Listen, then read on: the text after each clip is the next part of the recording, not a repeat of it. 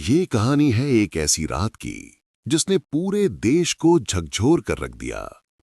नोएडा की एक posh society में हुआ एक ऐसा मर्डर जिसने सवाल ज्यादा थे, जवाब बहुत कम। मई 2008, नोएडा, यूपी। आरुषि तलवार 14 साल की, क्लास 9th की छात्रा, प्यारी, होशियार और अपने मम्मी पापा की जान। मां नुपुर तलवार, डेंटिस्ट। पिता डॉक्टर राजेश तलवार, जाने माने डेंटल सर्जन। एक आदर्श मिडिल क्लास से थोड़ा ऊपर का शांत और शिक्षित परिवार। लेकिन 15 मई 2008 की रात कुछ ऐसा हुआ जिसने सब कुछ बदल दिया। अगली सुबह 16 मई को जब नौकरानी घर आई तो उसने देखा आरुषि अपने कमरे में मृत पड़ी थी। उसका गला रेत दिया गया था।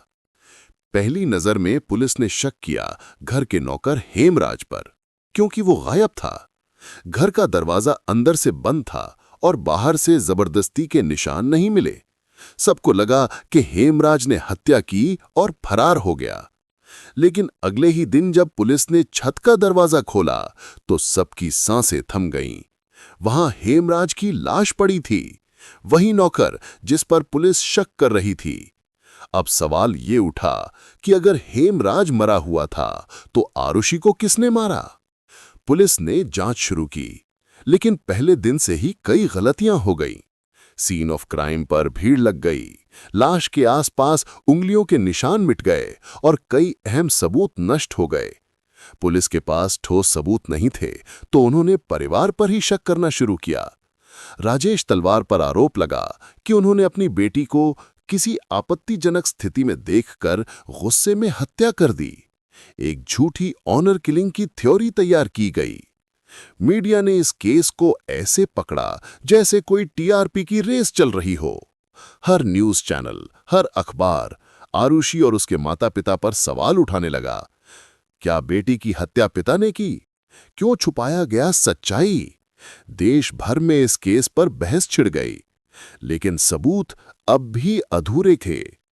एक पिता जो अपनी बेटी के खोने के गम में टूट चुका था, अब खुद हत्यारा बना दिया गया था।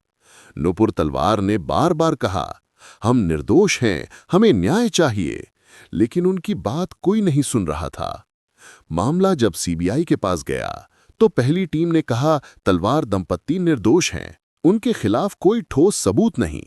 पर बाद में एक नई टीम आई जिसने सारी थ्योरी पलट दी। सीबीआई की दूसरी रिपोर्ट में कहा गया माता पिता ही हत्यारे हैं। सीबीआई ने कोर्ट में दावा किया कि यह हत्या सम्मान के नाम पर हुई। मामला कोर्ट में चला और 2013 में राजेश और नुपुर तलवार को आजीवन कारावास की सजा सुनाई गई। पर कहानी यहीं खत्म नहीं हुई।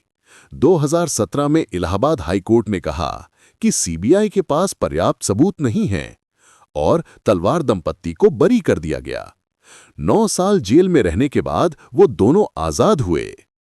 आरुषि का हत्यारा कौन था, ये सवाल अब भी अनुत्तरित है।